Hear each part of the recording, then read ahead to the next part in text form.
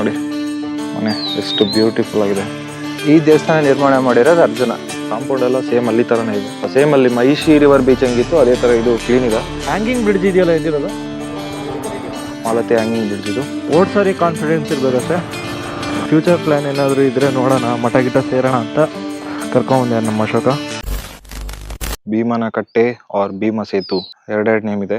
ಇಲ್ಲಿ ಭೀಮನ ಕಟ್ಟೆ ಅಂತ ಹಾಕಿದ್ದಾರೆ, ಅಲ್ಲಿ ಹೊರಗಡೆ ನೇಮ್ ಬೋರ್ಡ್ ಅಲ್ಲಿ ಭೀಮ ಸೇತು ಅಂತ ಹಾಕಿದ್ದಾರೆ. So what ever be call, but place ತುಂಬಾ ಚೆನ್ನಾಗಿದೆ.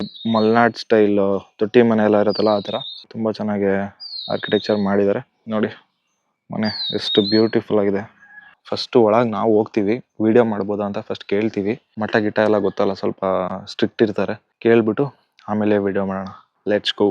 ನೋಡಿ ಒಳಗಡೆ ಈ ತರ ಇದೆ, ಫುಲ್ ಸೈಲೆಂಟ್ ಆಗಿದೆ. ಇಲ್ಲಿ ಪಕ್ಕದಲ್ಲಿ ದೇವಸ್ಥಾನ, ನದಿ ಎಲ್ಲ ಇದೆಯಂತೆ. ಸೇಮ್ ಅಲ್ಲಿ ಮಹಿಷಿ ಹತ್ರ ಐತಲ್ಲ ಆ ಟೈಪ್ ಎಲ್ಲ ನೋಡ್ಕೊಂಡ್ ಬರೋಣ. ಹಳೆ ಕಾಲದ ಸ್ಟೈಲ್ ಹಟ್ಟ ಎಲ್ಲ ಇತ್ತಲ್ಲ. ಆಕ್ಚುಲಿ ಇಲ್ಲಿ ರೂಲ್ಸು ಪಂಚೆ ಹಾಕೊಂಡು ಹೋಗ್ಬೇಕಂತೆ ಒಳಗಡೆ. ನಮಗೆ ಗೊತ್ತಿರ್ಲಿಲ್ಲ, ನಾವು ಜೀನ್ಸ್ ಅಲ್ಲಿ ಬಂದಿದೀವಲ್ಲ. ಪಂಚೆ ಹಾಕೊಂಡ್ ಬಂದಿದ್ರೆ ಒಳಗಡೆ ರಾಮದೇವರಿಂದು ವಿಗ್ರಹ ಎಲ್ಲ ಇದೆಯಂತೆ, ದೇವಸ್ಥಾನ ತರ ಇದೆಯಂತ ಒಳಗೆ. ಮಠದೊಳಗೆ ಅಲ್ಲೆಲ್ಲ ನೋಡ್ಬೋದಿತ್ತು. ಮಾಡರ್ನ್ ಡ್ರೆಸ್ ಹಾಕಂಗಿಲ್ಲ, ಸೀರೆ ಅಥವಾ ಚೂಡಿ. ಹುಡುಗರೆಲ್ಲ ಜೀನ್ಸ್ ಹಾಕಂಗಿಲ್ಲ, ಫಾರ್ಮಲ್ಸ್ ಅಥವಾ ಪಂಚೆ. ಅಲ್ಲಿ ನಿಧಾನಕ್ಕೆ ಏನಕ್ಕಷ್ಟು ಮಾತಾಡ್ದೆ ಅಂತಂದ್ರೆ, ಮಠನ ನೋಡ್ಕೊಳ್ಳೋರಿದ್ರು ಒಳಗಡೆ. ಫಸ್ಟ್ ಆಫ್ ಆಲ್ ನಾವು ಅಲ್ಲಿಗೂ ಎಂಟರ್ ಆಗಂಗಿಲ್ಲ, ಅವ್ರು ಬಂದ್ಬಿಟ್ಟಿದಾರಲ್ಲ ಅಂತ ಪಾಪ ಏನೋ ಹೇಳಿಲ್ಲ. ಬಟ್ ಒಳಗಡೆ ದೇವ್ರ ನೋಡೋದಿಕ್ಕೆಲ್ಲ ಪಂಚೆ ಹಾಕೊಂಡ್ ಹೋಗ್ಬೇಕು ಅಂತ ಹೇಳಿದ್ರು. ಪಂಚೆ ಎಲ್ಲಿಂದ ತರೋಣ ಇವಾಗ, ರೈಡಿಗೆ ಅಂತ ಬಂದಿದೀವಿ. ಪರವಾಗಿಲ್ಲ, ಅಲ್ಲಿ ಕಾಣಿಸಿಲ್ಲ ಅಂತ ಅಂದ್ರು. ಇಲ್ಲೇ ಪಕ್ಕದಲ್ಲಿ ಟೆಂಪಲ್ ಎಲ್ಲ ಇದೆಯಂತೆ. ಒಂದ್ 4-5 ಈ ಸುತ್ತಮುತ್ತ ಏನ್ ಪ್ಲೇಸ್ ಇದೆ ಅದ್ರದ್ದು ಒಂದು ಬೋರ್ಡ್ ಹಾಕಿದ್ವು. ಸೊ ಇಲ್ಲಿಂದ ಸೀದಾ ಅಲ್ಲಿಗೆ ಹೋಗೋಣ ಈಗ. ಇದು ಇನ್ನೊಂದು ಟೆಂಪಲ್ ನೋಡಿ, ಹಳೆ ಇದು ಪ್ರಾಚೀನ ಕಾಲ ದೇವಸ್ಥಾನ ಅಂತಾರಲ್ಲ ಹಂಗಿದೆ. ಗಂಗಾಧರೇಶ್ವರ ಟೆಂಪಲ್ ಇದು. ಆ ಮಠದಿಂದ ಒಂದು 500 ಮೀಟರ್ 600 ಮೀಟರ್ ಡಿಸ್ಟೆನ್ಸ್ ಅಲ್ಲಿ ಒಂದು 3-4 ಟೆಂಪಲ್ ಇದೆ ಇದೇ ತರ ಹಳೆ ಕಾಲದ್ದು. ಸೊ ಅದ್ರಲ್ಲಿ ಒಂದೀಗ ನಾವು ಹೋಗಕ್ ಹೋಗಿದ್ದು ಭೀಮೇಶ್ವರ ಟೆಂಪಲ್ ಗೆ. ಇದು ಆನ್ ದ ವೇ ಸಿಕ್ತು, ಬಟ್ ಈಗ ಸದ್ಯಕ್ಕೆ ಕ್ಲೋಸ್ ಆಗಿದೆ. ಒಳಗಡೆ ಮರದ್ದು ಡೋರ್ ಇದೆ, ಈ ತರ ಇದೆ ಎಂಟ್ರೆನ್ಸ್ ಅಲ್ಲಿ. ಆ ಚಿಕ್ಕ ಡೋರ್ ನ ಕ್ಲೋಸ್ ಮಾಡಿದ್ದಾರೆ. ಈ ಟೆಂಪಲ್ದು ಸ್ಟೋರಿ ನನಗೆ ಗೊತ್ತಿರ್ಲಿಲ್ಲ. ನಮ್ಮ ಅಶೋಕ ಚೆಕ್ ಮಾಡ್ದ, ಉದ್ದ ಲೆಂತ್ ಇದೆ ಸ್ಟೋರಿ ಅಂತಂದ್ರೆ. ಅವ್ನ್ ಚೆನ್ನಾಗಿ ಎಕ್ಸ್ಪ್ಲೇನ್ ಮಾಡ್ತಿದ್ದ, ಅವನೇ ಹೇಳ್ಬಿಡ್ಲಿ. ಆಗಿನ ಕಾಲದಲ್ಲಿ ಪಾಂಡವರು ಇಲ್ಲಿಗೆ ಬಂದಾಗ ಭೀಮನ್ ಜೊತೆ ಸುಮಾರು ಜನ ಸನ್ಯಾಸಿಗಳು ಬರ್ತಾರೆ. ಅವ್ರಿಗೆ ಅನುಕೂಲ ಆಗ್ಬೇಕಂತೇಳಿ ರಿವರಿಗೆ ಒಂದು ಸೇತುವೆ ಕಟ್ಬೇಕಂತೇಳಿ ಅವನು ಸಂಕಲ್ಪ ಮಾಡ್ತಾನೆ. ಇವಾಗ ಕೆಲಸ ಸ್ಟಾರ್ಟ್ ಮಾಡ್ತೀನಿ, ಕೋಳಿ ಕೂಗೋದ್ರಷ್ಟಲ್ಲಿ ಈ ಕೆಲಸ ಮುಗಿಸ್ತೀನಿ ಅಂತ ಹೇಳಿ ಸಂಕಲ್ಪ ಮಾಡ್ತಾನೆ. ಆ ಕೆಲಸ ಸ್ಟಾರ್ಟ್ ಮಾಡಾದ್ಮೇಲೆ ಸೇತುವೆ ನಿರ್ಮಾಣ ಆಗ್ತಾ ಇರತ್ತೆ. ಅವಾಗ ದುರ್ವಾಸರು ಅವ್ರ ಆಶ್ರಮ ಇಲ್ಲೇ ನಿಯರ್ ಇದೆ ಅಂತೆ. ಅವರು ಹೊಳೆ ಕಡೆ ಬರ್ತಾರಂತೆ. ಹೊಳೆ ಅರಿವು ತುಂಬಾ ಜಾಸ್ತಿ ಇತ್ತು, ಯಾಕೋ ಕಮ್ಮಿ ಆಗಿದೆಯಲ್ಲ ಅಂತೇಳಿ ನೋಡ್ತಾರೆ. ಅವಾಗ ಭೀಮ ಸೇತುವೆ ಕಟ್ತಾ ಇರೋದು ಗೊತ್ತಾಗುತ್ತೆ ಅವ್ರಿಗೆ. ಸೊ ಅವ್ರಿಗೆ ಏನ್ ಅನ್ಸುತ್ತೆ ಅಂದ್ರೆ, ಈ ಸೇತುವೆ ಕಟ್ಟೋದ್ರಿಂದ ಇಲ್ಲಿರೋ ತುಂಬಾ ಜೀವಿಗಳಿಗೆ ತೊಂದರೆ ಆಗುತ್ತೆ ಅಂತೇಳಿ ಗೊತ್ತಾದ್ಮೇಲೆ ಅವರು ಶ್ರೀಕೃಷ್ಣನ ಪ್ರಾರ್ಥನೆ ಮಾಡ್ತಾರೆ. ಪ್ರಾರ್ಥನೆ ಮಾಡಿ ಶ್ರೀಕೃಷ್ಣನ ಹತ್ರ ಹೇಳ್ತಾರೆ, ಈ ತರ ಭೀಮ ಸೇತುವೆ ಕಟ್ತಾ ಇದ್ದಾನೆ, ಇದರಿಂದ ತುಂಬಾ ತೊಂದರೆ ಆಗುತ್ತೆ ಜೀವಿಗಳಿಗೆಲ್ಲ, ಅದನ್ನ ನಿಲ್ಸೋದಕ್ಕೆ ಸಹಾಯ ಮಾಡಿ ಅಂತ ಕೇಳ್ತಾನೆ. ಸೊ ಅದರಿಂದ ಶ್ರೀಕೃಷ್ಣ ಏನ್ ಮಾಡ್ತಾನೆ, ಕೋಳಿ ರೂಪದಲ್ಲಿ ಬಂದ್ಬಿಟ್ಟು ಕೋಳಿ ತರ ಕೂಗ್ತಾನೆ. ಸಂಕಲ್ಪ ಮಾಡಿರ್ತಾನಲ್ಲ, ಕೋಳಿ ಕೂಗೋದ್ರೊಳಗೆ ಮುಗಿಸ್ಬೇಕಂತೇಳಿ. ಸೊ ಕೋಳಿ ತರ ಬಂದ್ಬಿಟ್ಟು ಕೂಗ್ತಾನೆ. ತೀರ್ಥಹಳ್ಳಿಯಿಂದ ಈ ಟೆಂಪಲ್ ಬರ್ಬೇಕಾದ್ರೆ ಅಲ್ಲೊಂದು ಗುಡ್ಡ ಕಾಣಿಸುತ್ತೆ, ಅದೇ ಕೋಳಿ ಗುಡ್ಡ ಅಂತ ಹೇಳ್ತಾರೆ. ಶ್ರೀಕೃಷ್ಣ ಭೀಮನ ಹತ್ರ ಪ್ರತ್ಯಕ್ಷ ಆಗ್ಬಿಟ್ಟು, ನೀನ್ ಮಾಡ್ತಿರೋ ಕೆಲಸದಿಂದ ಈ ತರ ಎಲ್ಲ ತೊಂದರೆ ಆಗುತ್ತೆ, ದಯವಿಟ್ಟು ಈ ಕೆಲಸನ ನಿಲ್ಸು ಅಂತೇಳಿ ಹೇಳ್ತಾನೆ. ಸೊ ಅವಾಗ ಕೆಲಸ ನಿಲ್ಲಿಸ್ತಾನೆ. ಆಗ್ಲೇ ಆಗಿರುತ್ತೆ ಕೆಲಸ. 3 ಕಡೆ ನೀರು ಹೋಗೋ ತರ ಬಿಡ್ತಾರಂತೆ. ಅಲ್ಲೋಗಿ ನೋಡಿದ್ರೆ ಗೊತ್ತಾಗುತ್ತೆ ನಮಗೆ. ಆ ಹೊಳೆನಲ್ಲಿ ಸ್ನಾನ ಮಾಡಿದ್ರೆ ತ್ರಿವೇಣಿ ಸಂಗಮದಲ್ಲಿ ಸ್ನಾನ ಮಾಡಿದಷ್ಟೇ ಪುಣ್ಯ ಸಿಗುತ್ತೆ ಅಂತ ಹೇಳ್ತಾರಂತೆ. ಅದಕ್ಕೋಸ್ಕರ ಅಲ್ಲೊಂದು ಈಶ್ವರನ ದೇವಸ್ಥಾನ ನಿರ್ಮಾಣ ಮಾಡ್ತಾನೆ ಭೀಮ. ಈ ದೇವಸ್ಥಾನ ನಿರ್ಮಾಣ ಮಾಡಿರೋದು ಅರ್ಜುನ. ಇನ್ನು ಸುಮಾರು ಒಂದ್ 4-5 ದೇವಸ್ಥಾನ ಇದಾವೆ. ಧರ್ಮರಾಜ ಒಂದ್ ದೇವಸ್ಥಾನ ನಿರ್ಮಾಣ ಮಾಡ್ತಾನೆ, ನಕುಲ ಸಹದೇವ ಒಂದ್ ದೇವಸ್ಥಾನ ನಿರ್ಮಾಣ ಮಾಡ್ತಾರೆ ವನವಾಸಕ್ಕೆ ಬಂದಾಗ. ಅದೇ ಇಲ್ಲಿನ ಸ್ಟೋರಿ. ಚೆನ್ನಾಗಿದೆ, ನಮ್ಗೆ ಗೊತ್ತಿರ್ಲಿಲ್ಲ. ನಮ್ಮ ಅಶೋಕ್ ಅವರು ಸ್ಟೋರಿನ ತುಂಬಾ ಚೆನ್ನಾಗಿ ಹೇಳಿದ್ರು. ದೇವಸ್ಥಾನನು ತುಂಬಾ ಚೆನ್ನಾಗಿದೆ. ಇದೆಲ್ಲ ಹೆಂಗಂದ್ರೆ, ಈ ತರ ಆಂಟಿಕ್ ಎಲ್ಲ ನಾವು ಇಲ್ಲಿ ನೋಡ್ತಿದೀವಿ ಅನ್ನೋ ತರ ಅನ್ಸ್ತದೆ.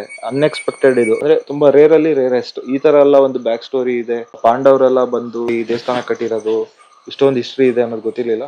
ದೇವನೊಬ್ಬ ನಾಮ ಅಲ್ವೋ ಅಂದಂಗೆ ಅಲ್ಲಿ ಗಂಗಾಧರೇಶ್ವರ, ಇಲ್ಲೇ ಭೀಮೇಶ್ವರ. ಗಂಗಾಧರೇಶ್ವರ ಇಂದ ಚೂರ್ ಡೌನ್ ಬಂದ್ರೆ ಈಗ ಟೆಂಪಲ್ ಒಳಗಡೆ ಬಂದಿದೀವಿ. ಚಿಕ್ಕದಾಗಿ ಚೆನ್ನಾಗಿದೆ. ಕಾಂಪೌಂಡ್ ಎಲ್ಲ ಸೇಮ್ ಅಲ್ಲಿ ತರನೇ ಇದೆ. ಒಳಗಡೆ ವಿಗ್ರಹ ಎಲ್ಲ ತುಂಬಾ ಚೆನ್ನಾಗಿದೆ.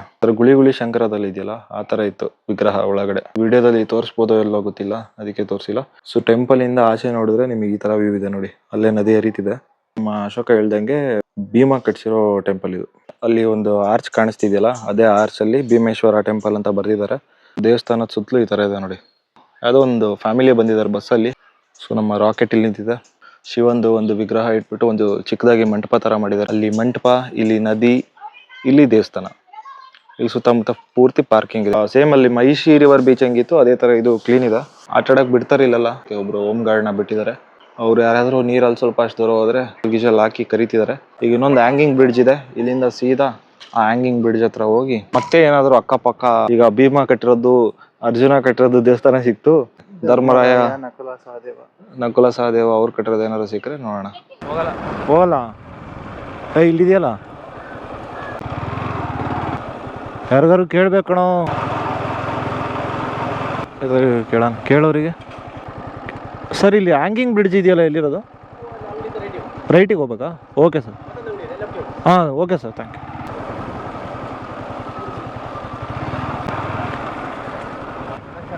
ಹಾಂ ಸಣ್ಣದಾಗಿ. ಸೊ ಹ್ಯಾಂಗಿಂಗ್ ಬ್ರಿಡ್ಜ್ ಹತ್ರ ಬಂದ್ವಿ. ಹ್ಯಾಂಗಿಂಗ್ ಬ್ರಿಡ್ಜ್ ನೇಮ್ ಬಂದು ಮಾಲತಿ ಹ್ಯಾಂಗಿಂಗ್ ಬ್ರಿಡ್ಜ್. ಇದು ತುಂಬಾ ದೊಡ್ಡದೇನಿಲ್ಲ. ನಾವು ಹೊಸನಗರ ಎಲ್ಲ ನೋಡಿದ್ವಲ್ಲ, ಹೊಸನಗರ ಈ ಕಡೆ ಹೊನ್ನಾವರ ರೋಡಲ್ಲಿ ಅಷ್ಟೇನು ದೊಡ್ಡದಿಲ್ಲ. ಚೆನ್ನಾಗಿದೆ. ಇವರಿಂದ ಅವರಿಗೆ ಬೈಕಲ್ಲಿ ಒಂದು ರೌಂಡ್ ಹೋಗಿ ಬರೋಣ. ಆ ಕಡೆ ನಾವು ಹೋಗಿದ್ದ ತುಂಗ ಮತ್ತೆ ಮಾಲತಿಗೆ ಕನೆಕ್ಷನ್ ಇದೆ.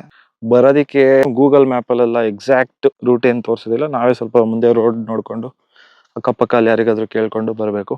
ಒಟ್ಟು ನಾವೆಲ್ಲಿ ನಿಂತಿದ್ವಲ್ಲ, ಭೀಮನಕಟ್ಟೆ ಮಠ, ಭೀಮನಕಟ್ಟೆ ಮಠದಿಂದ ರೈಟ್ ಸೈಡಿಗೆ 500 ಮೀಟರ್ಲಿ ಆ 2 ದೇವಸ್ಥಾನಗಳಿದೆ. ಲೆಫ್ಟ್ ಸೈಡಿಗೆ ಒಂದು 800 ಮೀಟರ್ ಅಲ್ಲಿ ಈ ಹ್ಯಾಂಗಿಂಗ್ ಬ್ರಿಡ್ಜ್ ಇದೆ. ಇನ್ನೊಂದು ನ್ಯೂ ಹ್ಯಾಂಗಿಂಗ್ ಬ್ರಿಡ್ಜ್ ಎಕ್ಸ್ಪ್ಲೋರ್ ಮಾಡ್ದಂಗ ಆಯ್ತು. ಈಗ ಒಂದು 4-5 ಹ್ಯಾಂಗಿಂಗ್ ಬ್ರಿಡ್ಜ್ ನೋಡಿರ್ಬೋದು. ಮೊನ್ನೆ ಇನ್ನೊಂದು ಹಿಡ್ದಿದೀವಿ, ಈ ತರ ಕಬ್ಬಿಣದ್ದು ಇದೆಲ್ಲ ಹಾಕಿ ಫುಲ್ ಸೇಫ್ಟಿ ಇದಿಲ್ಲ. ಆಗಿನ ಕಾಲದಲ್ಲಿ ಕಾಡ್ ಸೈಡ್ ಅಲ್ಲಿ ಮಾಡ್ತಿದ್ರಲ್ಲ, ಆ ತರ ಜಸ್ಟ್ ಮರದಿಂದ ಕಟ್ಟಿರೋದು, ಹಲಿಗೆಗಳಿಂದ ಕಟ್ಟಿರೋದು ಒಂದು ಹ್ಯಾಂಗಿಂಗ್ ಬ್ರಿಡ್ಜ್ ಇದೆ. ಅದ್ರ ಮೇಲೆ ಒಂದ್ಸರಿ ಹೋಗೋಣ. ಆ ಊರಿಂದ ಈ ಊರಿಗೆ ಎಂಟ್ರಿ. Beautiful hanging bridge. ಸುತ್ತಲೂ ವಾತಾವರಣ ತುಂಬಾ ಚೆನ್ನಾಗಿದೆ. ನೋಡಿ, ನಮ್ಮ ಅಶೋಕ ಶೇಕ್ ಮಾಡಿ ಟೆಸ್ಟ್ ಮಾಡ್ತಾ ಇದ್ದಾನೆ. ಬಟ್ ಅಷ್ಟೊಂದು ಜಾಸ್ತಿ ಶೇಕ್ ಆಗ್ತಿಲ್ಲ. ಹ್ಯಾಂಗಿಂಗ್ ಬ್ರಿಡ್ಜ್ ಮೇಲೆ ಒಂದು ರೌಂಡ್ ಹೋಗೋಣ ಅಂತ ನಮ್ಮ ಅಶೋಕಂಗೆ ಒಂದು ವಿಡಿಯೋ ಮಾಡಕ್ಕೆ ಹೇಳಿದ್ದೀನಿ.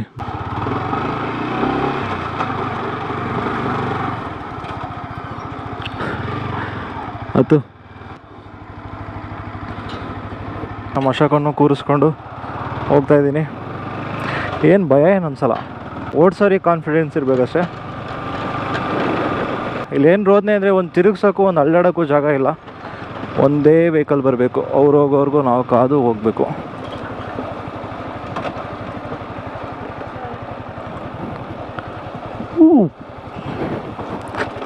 ಚೂರು ಮುಂದೆ ಹೋಗಿ ಊರು ಹೆಂಗಿದೆ ನೋಡ್ಕೊಂಬರೋಣ. ಏನಿಲ್ಲ, ಜಸ್ಟ್ ಊರು ನೋಡೋಣ ಅಂತ ಅಷ್ಟೇ. ಆ್ಯಕ್ಚುಲಿ ಈ ಥರ ಹ್ಯಾಂಗಿಂಗ್ ಬ್ರಿಡ್ಜ್ ದಾಟಿ ಹೋಗೋ ಊರುಗಳೆಲ್ಲ ಸೈಕಾಗಿರುತ್ತೆ ಚೆನ್ನಾಗಿ. ಆ ಇಂಟ್ರೆಸ್ಟ್ ಮೇಲೆ ನೋಡ್ತಿರೋದು. ಈ ಸೈಡೆಲ್ಲ ಮಳೆ ಜೋರಾಗಿದೆ ನೋಡಿ.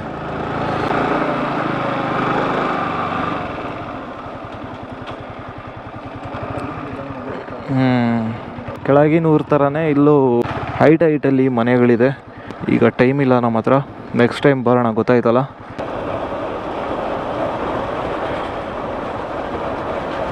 ನೋಡು, ಆ ಕಡೆ ಯಾವ್ದಾದ್ರು ವೆಹಿಕಲ್ ಇದೆಯಾ? ಕಾಣಿಸ್ತಿದ್ಯಾ?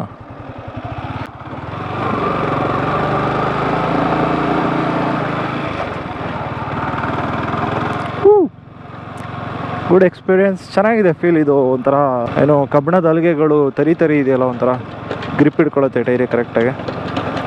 ಆ ಕಡೆ ಈ ಕಡೆ ಎಳೆಯತ್ತೆ, ಸ್ವಲ್ಪ ಲೈಟಾಗಿ ಹಿಡ್ಕೊಬೇಕಷ್ಟೆ. ಇಲ್ಲಿ ತಿರುಗ್ಸೋದು ಮಾತ್ರ ನಮ್ಮ ಗಾಡಿ ಒಂದು ಶಾಟಲ್ಲಿ ತಿರುಗ್ಸೋಕ್ಕಾಗಲ್ಲ.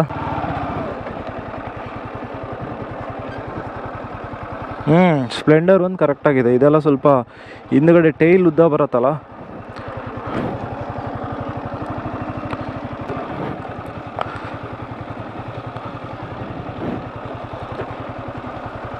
ಹೋಣ. ಇಲ್ಲಿಂದ ಸೀದಾ ಪ್ಲ್ಯಾನು. ಹೊಟ್ಟೆ ಹಸು ಆಗ್ತಿದೆ ಅಂತೆ ನಮ್ಮ ಅಶೋಕನಿಗೆ. ಟೈಮಿಗೆ ಊಟ ಇರಬೇಕು, ಟೈಮಿಗೆ ತಿಂಡಿ ಇರಬೇಕು, ಇಲ್ಲಾಂದರೆ ರೋದನೆ ಕೊಡ್ತಾನೆ. ನೋಡಿ, ಹಿಂದ್ಗಡೆಯಿಂದ ಎಲ್ಲ ಬ್ಲಾಗಲ್ಲೂ ಹೇಳ್ಬೇಡ ಅಂತ ಹೇಳ್ತಾ ಇದ್ದಾನೆ. ಸ್ಟ್ರಿಕ್ಟ್ ಡಯಟ್ ಫಾಲೋ ಮಾಡ್ತಾನೆ ಫಿಟ್ನೆಸ್ ಮೇಂಟೈನ್ ಮಾಡೋದಕ್ಕೆ. ಅದಕ್ಕೆ ಅಷ್ಟೊಂದು ಜನ ಲೇಡೀಸ್ ಎಲ್ಲ ಫ್ಯಾನ್ಸ್ ಅವನಿಗೆ. ಇಲ್ಲಿ ಬರಬೇಕಂದ್ರೆ ಹ್ಯಾಂಗಿಂಗ್ ಬ್ರಿಡ್ಜಿಗೆ ಗುರ್ತಿಗೆ ಇದು ನೋಡ್ಕೊಳ್ರಿ, ಅಂಗಡಿ ಇದೊಂದಿದೆ, ಆಮೇಲೆ ಇದೊಂದು ಅಂಗಡಿ ಇದೆ. ಮ್ಯಾಪ್ ನೋಡ್ಕೊಂಡು ಅಂಗಡಿವರೆಗೂ ಬಂದರೆ ಸಾಕು, ಆಮೇಲೆ ಗೊತ್ತಾಗುತ್ತೆ. ಹ್ಯಾಂಗಿಂಗ್ ಬ್ರಿಡ್ಜಿಂದ ಹೊರಟವರು ಈಗ ಮುಳುಬಾಗ್ಲ ಹತ್ರ ಇಲ್ಲೊಂದು ಹಳ್ಳಿ ಮನೆ ಬಾಳೆ ಎಲೆ ಮೀನೂಟ ಅಂತ ಒಂದು ಬೋರ್ಡ್ ಹಾಕಿದ್ರು. ಯಾವಾಗಲೂ ಯೂಶಲಿ ಈ ರೂಟಲ್ಲಿ ಬಂದಾಗ ಮಂಡಗದೆ ಸೈಡ್ ಊಟ ಮಾಡ್ಕೊಂಡು ಹೋಗ್ತಿದ್ವಿ. ಅದಕ್ಕೆ ಇವತ್ತು ಫಾರ್ ಎ ಚೇಂಜ್ ಈ ಸೈಡಲ್ಲಿ ಎಲ್ಲರೂ ಒಂದ್ ಕಡೆ ಊಟ ಮಾಡ್ಕೊಂಡು ಹೋಗೋಣ ಅಂತ ಹೇಳ್ಬಿಟ್ಟು ಸ್ಟಾಪ್ ಹಾಕಿದೀವಿ. ಸ್ಟಾಪ್ ಹಾಕಿ ಮೀನು ಊಟ ಹೇಳಿದೀವಿ. ಒಳ್ಳೆ ಮೀನು ಊಟ ಹೆಂಗಿರತ್ತೆ ಅಂತ will give you that review. Hotel ambience ಈ ತರ ಇದೆ, ಸಿಂಪಲ್ ಆಗಿ ಮೀನ್ ಹೋಟೆಲ್ ಹೆಂಗಿರ್ಬೇಕು ಆ ತರ ಇದೆ. ನಮ್ಮ ಸೈಡ್ ತರ ನೀರು ದೋಸೆ ಬೇರೆ ಸ್ಪೆಷಲ್ ಐಟಮ್ಸ್ ಇಲ್ಲ. ಮೀನು ಓನ್ಲಿ ಅನ್ಲಿಮಿಟೆಡ್ ರೈಸ್ ಸಾಂಬಾರು ಬಿಟ್ರೆ ಸ್ವಲ್ಪ ಕಬಾಬ್ ಗಿಬಾಬ್ ಸಿಗ್ಬೋದು ಜೊತೆಲಿ. ಹಳ್ಳಿ ಮನೆ ಬಾಳೆ ಎಲೆ ಮೀನು ಊಟ ಮಾಡಿ ಚೆನ್ನಾಗಿತ್ತು. ಊಟ ಟೇಸ್ಟು ಮೀನು ತುಂಬ ಚೆನ್ನಾಗಿತ್ತು. ಯಾವುದೋ ಏರಿ ಮೀನ್ ಅಂತ ಅಂದರು. ಮೀನ್ ಜೊತೆ ರೈಸ್ ಕೊಡ್ತಾರೆ ಅಷ್ಟೇ, ರೈಸು ಸಾಂಬಾರು. ವಾಸ್ ಫುಡ್ ಅಷ್ಟೇ ಅಶೋಕ್? Homely food. ಹಾಂ, ಹೋಮ್ಲಿ ಫುಡ್. ಚೆನ್ನಾಗಿತ್ತು. ಮನೆಯಲ್ಲೇ ಊಟ ಮಾಡ್ದಂಗೆ ಅನಿಸ್ತು. ಮುಳುಬಾಗ್ಲು ಅಂತ ಇಲ್ಲಿ ಬೋರ್ಡ್ ಹಾಕಿರ್ತಾರೆ. ಸೊ ಆ ಬೋರ್ಡ್ ಪಕ್ಕದಲ್ಲೇ ದೊಡ್ಡದಾಗಿ ಹಳ್ಳಿ ಮನೆ ಅಂತ ಬೋರ್ಡ್ ಹಾಕಿದ್ದಾರೆ. ಇಲ್ಲಿ ಇದಿದೆ ನೋಡಿ ಬ್ರಿಡ್ಜು. ಆ ಬ್ರಿಡ್ಜಿಂದ ಈ ಕಡೆ ಲೆಫ್ಟಿಗೆ ಹಿಂಗೆ ಬಂದರೆ ಇಲ್ಲ ಇರೋದು ಇದು ಹೋಟ್ಲು. ಸೊ ಈಗ ನೆಕ್ಸ್ಟ್ ಪ್ಲ್ಯಾನ್ ಏನಂತಂದರೆ, ಗೋಪ್ರೋ ಬ್ಯಾಟ್ರಿ ಎಂಡ್ ಆಗಿಬಿಟ್ಟಿದೆ, ಕರೆಂಟ್ ಹೋಗಿತ್ತು. ನಾನು ಬೆಳಿಗ್ಗೆ ಸಡನ್ ಪ್ಲ್ಯಾನ್ ಅಲ್ಲ, ಒಂದೇ ಬ್ಯಾಟ್ರಿ ಇದ್ದಿದ್ದು. ಮತ್ತೆ ರಿಟರ್ನ್ ಹೋಗ್ತಾ ಮೋಟೋ ವ್ಲಾಗಿಂಗ್ ಕಂಟಿನ್ಯೂ ಮಾಡೋದಕ್ಕಾಗಲ್ಲ. ರೀಚ್ ಆಗಿ ಆಮೇಲೆ ಮುಂದಿಂದು ನೋಡೋಣ. ಫೈನಲಿ ಎಲ್ಲ ಸುತ್ತಾಡ್ಕೊಂಬಂದು ಶಿವಮೊಗ್ಗ ಬಂದು ರೀಚ್ ಆದ್ವಿ. ಬಂದು ನಮ್ಮ ಅಶೋಕನಿಗೆ ಡ್ರಾಪ್ ಹಾಕಿ ಹೋಗ್ತಿದ್ದೀವಿ. ಬ್ಯಾಟ್ರಿ ಎಂಡ್ ಆಗಿಬಿಟ್ಟಿತ್ತಲ್ಲ, ಅಲ್ಲಿಂದ ಮೋಟೋ ವ್ಲಾಗಿಂಗ್ ಮಾಡ್ಕೊಂಡು ಬರೋದಕ್ಕಾಗಿಲ್ಲ. ಸೊ ಇಲ್ಲಿ ಶಿವಮೊಗ್ಗ ಬಂದು ಎಂಡಿಂಗ್ ಮಾಡ್ತಿರೋದ್ರಿಂದ ಏನೋ ಬ್ರೇಕ್ ಕೊಡಲಿಲ್ಲ. ಊಟ ಮಾಡ್ಕೊಂಡವ್ರು ಸೀದಾ ಡೈರೆಕ್ಟ್ ಶಿವಮೊಗ್ಗ ಹೊಡೆದಿದ್ದು. ಮಳೆ ಬಂದ್ಬಿಡತ್ತೆ ಮತ್ತೆ ಅಂತ. ಸಂಜೆ ಹೊತ್ತು ಡೈಲಿ ಮಳೆ ಬರ್ತಿದೆಯಲ್ಲ ಶಿವಮೊಗ್ಗದಲ್ಲಿ. ಸೊ ಅದಕ್ಕೆ ಒಟ್ಟು ಇವತ್ತು ಕಮ್ಮಿ ಟೈಮಲ್ಲಿ ಎಲ್ಲ ಒಂದು 3-4 ಪ್ಲೇಸ್ ಕವರ್ ಮಾಡಿದ್ವಿ.